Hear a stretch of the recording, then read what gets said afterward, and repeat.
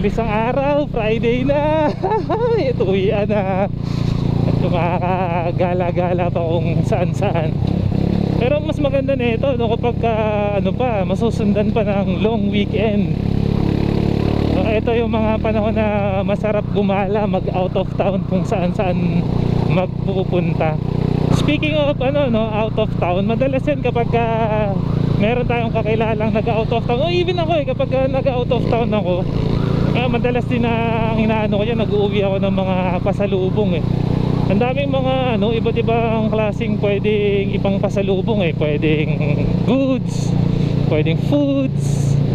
Sobrang dami. Well, usually kasi ako international o local, basta kung saan man ako pupunta, ang isa sa mga nagiging pasalubong ko pagkain. Kung ano yung delicacy ng particular area o particular place na pinuntahan ko. Wow, ang traffic. Pero minsan naman ano, hindi pagkain. Katulad nung nanggaling kami noon nila Boss Ivy sa ano, Hong Kong. Ang inano ko doon kasi wala namang pagkain na hindi ko alam na kung pwedeng may ano from international So ang ano, inuwi ko noon bilang pasalubong is keychains and ref magnet. Well, usually yun naman ang ano ang madalas na ipinang papasalubong kapag galing sa ibang bansa or minsan kahit dito lang din naman din sa local Every time talaga na dumaraan ako dito sa EDSA, hindi niya ako binibigo. Consistent na traffic talaga pag dumadaan ako. Ay nako, hindi ko alam kung kailan ba yung huling daan ko dito sa EDSA nang naka-service o kahit nagko-commute ako na hindi heavy traffic Parang ano na to, normal na yung heavy traffic dito sa EDSA. Ang mahirap today is Friday at buti na lang hindi payday. Kung payday Friday ngayon siguro mas lalong heavy. Siguro nakasanayan na rin ng mga Pinoy yun yung pag-uwi ng ano o pagbibigay ng pasalubong. Kasi minsan kahit naman ng mga bata kami, pagka parents namin galing sa trabaho, pag uwi nun may dala-dalang pasalubong Kaya siguro nakasanayan na talaga. Para sa akin isa sa mga mahirap ipasalubong dahil nga 'di ba kanina sabi ko ang usually na gusto ko sana pinapasalubong is yung delicacy nung particular place na pinuntahan ko. Kapag ka yung delicacy kasi nila, yung panisin, ang hirap i-ano nun biyahe. Kasi mamaya pag ang ano mo sobrang ako kasi ganun ako sobrang kampante ako at saka yung iyayabang ko na masarap yan, natikman ko dun yan, sarap-sarap kaya yan. Tapos pagka dating dahil nga sa travel time, ayun, panis na, hindi na rin na-appreciate at saka nasayang yung pagkain. Kaya pagka ano, tinatanong ko muna dun sa mga locals na gaano katagal ba ang magiging buhay nito na hindi siya mapapanis na travel time, na hindi naman siya nakalagay sa refrigerator. Bago ko pinapapasalubong o dinadala ako sa families and friends ko. Kapag binibigyan nila ako ng pasalubong, madalas nakukuha ko yun nga kanina sinabi ko na ako rin ganun din pinapapasalubong ko, diba? Yung keychain, ref magnet, sometimes t-shirt, tapos meron din minsan yung pag chocolate, yan yung mga ganyan. Pero nung bata ako, ang madalas talaga pasalubong sa amin yung yung pasalubong ng bayan, which is Dunkin Donut. Ewan ko, siguro pag bata talaga yun yung pinapapasalubong lagi donut, kasi tita ko nun madalas yun ang binibigay sa amin pag mga bumibisita siya sa amin. Pero pagdating sa pagkain, yun nga sabi ko na pasalubong depende sa lugar kung saan ako nagpunta. Usually pag dyan ako nanggagaling sa Laguna, Nueva Ecija o somewhere around the north, isa sa go-to na dyan na pasalubong na pagkain na sure ako hindi masisira is yung chicharon. Dami dyan, yung iba't ibang klaseng chicharon nila. Yung chicharon na may laman, chicharong bagnet, all time yun. Tapos minsan pagka dyan sa norte rin, sa ibang Pangasinan, yung tupig. Tapos yung mga walang kamatayan na basta na sa Central Luzon o kaya Southern Luzon, walang kamatayang ano ba yun, yung ganon, yung pastillas, yung espasol, yung bukayo yata tawag doon, tapos yung panutsa. Yan, yung mga umaakyat kasi sa bus yun, so wala nang problema. Or minsan sa mga bus stop, makikita mo yun na yung ino-offer nila dun sa mga pasalubong areas nila. Pag down south naman, particular Laguna, Tagaytay, may mga ano dyan, tawag dito yung buko pie.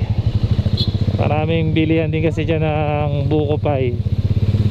Pero minsan kasi nakakatakot sa buko pie, may tendency pa rin na masira kasi nga mayroong buko.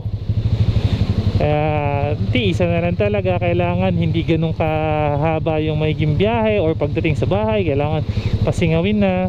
Tapos down to the south, pagka nasa Visayas area, marami rin naman mga pampasalubong dyan. Maraming mapagpipilian. Di na rin kasi ako nahihirapan minsan pagka sa mga ganun pagka sasakay ako ng aeroplano, kasi sa airport pa lang marami ka na mabibili ng pasalubong Ang problema nga lang mahal ka pagdating sa airport. Tsaka syempre kapag ka dun sa labas, you can support yung mga local vendor nila dun. Ang madalas dyan kapag ka nasa Visayas ako, nakikita ako dyan yung piyaya, lalo na kapag ka nasa bandang Negros, kami doon piyaya. Tapos kapag nandun pagka sa probinsya nila Boss IB sa Dumaguete, yung madalas na nire-request ng mga kilala ko pagka nalaman nandun ako, yung San Tribal, yung Silvana, yan, yung mga ang tamis kaya nun. Pero pagka minsan nagawi kayo sa dahil nga nasabi ko na rin sa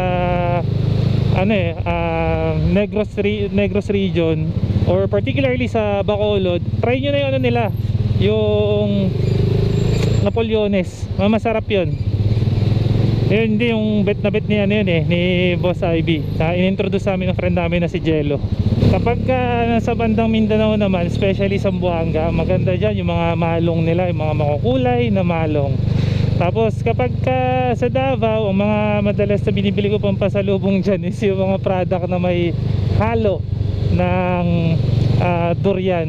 Kasi yun yung pinaka-product nga nila doon, pinagmamalakan nila is yung kanilang durian. Tapos medyo angat tayo uli ng konti, nasobrahan kagad ako, napamindanao ako, nakalimutan ko sa Guimaras. Yan ang maganda dyan. Mga pasalubong naman dyan is yung mga dried goods like dried mangoes, yun, may mga ganyan sila. Tapos meron ding sila dyan ano bang tawag nila dito, hindi siya yung dried, siya na mangga, yung mismo fresh na mangga. Yun ang masarap kasi sabi nila matamis ang mangga sa Guimaras. Kaya maganda ibang pasalubong yun. So nga lang, bigat lang nun no. Tapos pagka sa Cebu, madalas na binibili ko pasalubong, nakalimutan ko na, Shamrock yata yung bilihan no, doon, pasalubong. I don't know, correct me if I'm wrong na lang doon sa mga nakakaalam at mga nakasama ko. Yun, doon sa Shamrock marami pwedeng bili na pasalubong doon. Pero mas gusto ko yung doon sa kabila, yung mga dried na seafoods like dried squid, danggit. Medyo pricey nga lang, pero kasi magandang ibang pasalubong yun Tapos maganda kasi pag doon ka sa kanila bumili, shielded na. Pwede na sa airport. Sinasabol naman kami ni Boss IB noon, pampasalubong ka na honey, yung wild honey nila na nayari pa kami dahil bawal pala sa hand carry sa airport ang honey kasi flammable yun. Yun yung mga usually yung pinapasalubong ko. Kayo, ano ba ang madalas na pinapasalubong ninyo kapag umuwi kayo sa inyo, or may pupuntahan kayo na pabibigyan nyo ng pasalubong? Just comment down below para makita naman namin kung ano yun. Ako, I see this as a weird pasalubong, pero siguro dahil nga hindi lang ako familiar o hindi ako sanay sa ganun, yung mga madalas na nanggagaling dito sa Metro Manila tapos pauwi ng probinsya, yung meron sila mga dala yung mga malalaki na nakadilata na biskwit, yung pang coffee party. Madalas ko rin nakikita na pinapapasalubong yun sa mga nanggagaling dito sa metro papunta province. Lalo na ko yung provinces medyo bundukin. Pero syempre pagkadating sa pasalubong tapos OFW pauwi rin sa Pilipinas, ay iba yun, ibang usapan yun. Kasi mabigat ang mga pasalubong nila. May chocolate, may alak, may damit, may sapatos, may jewelries, watch. Medyo pricey. Syempre alam mo naman. Pero whatever it is na matanggap natin na pasalubong, let's be thankful. Kasi naalala tayo ng tao na yun, o kung sino man nagbigay ng pasalubong sa atin. Magpasalamat na lang din tayo. Kasi minsan may mga iba nagrereklamo pa sabi, bakit ito lang? Bakit ganito lang? Alam niyo, na-appreciate ko yung yung ganyang mga keychain noong nagsisimula na ako mag-travel, lalo na especially nung lumalabas na ako ng bansa.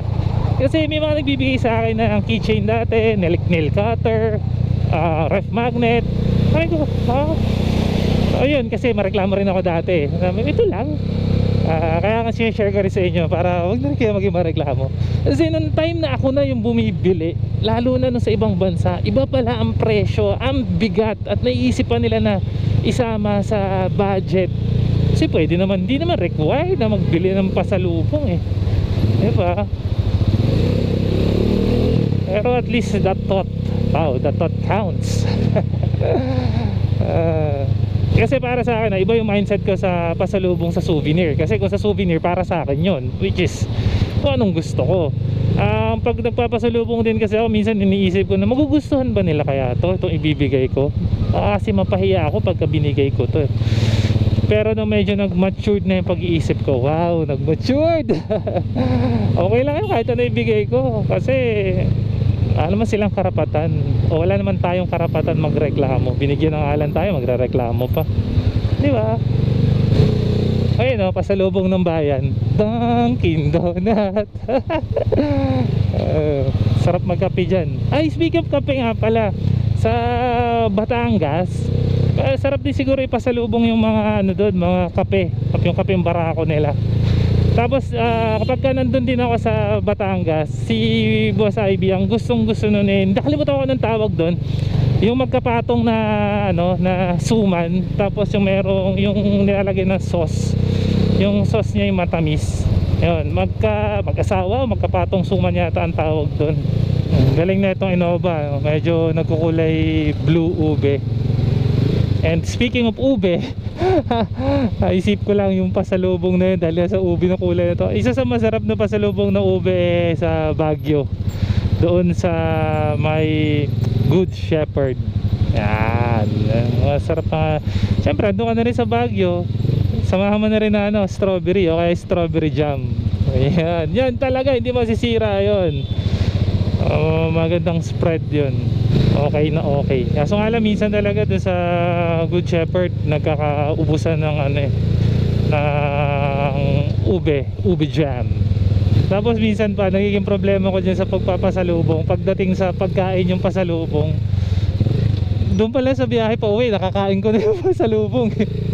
Kaya kailangan pag masarap yung naging pagpapasalubong, dapat meron na nakalaan din para dun sa biyahe, para umabot sa bahay yung biniling pasalubong. Siguro hanggang dito na lang tong random vlog na to. I just wanted to share to you yung mga thoughts ko pagdating dun sa mga pasalubong. Kasi nga, siyempre maglo-long weekend mo, kaya mga magbabakasyon over the weekend, baka bibili sila ng mga pasalubong, baka naman.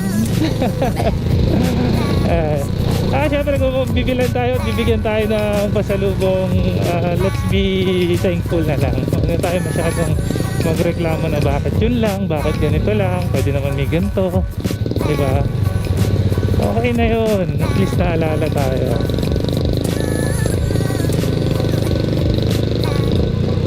Umabot ka sa part na to, maraming salamat. Just comment down below pasalubong. Peace and signing out. Ciao.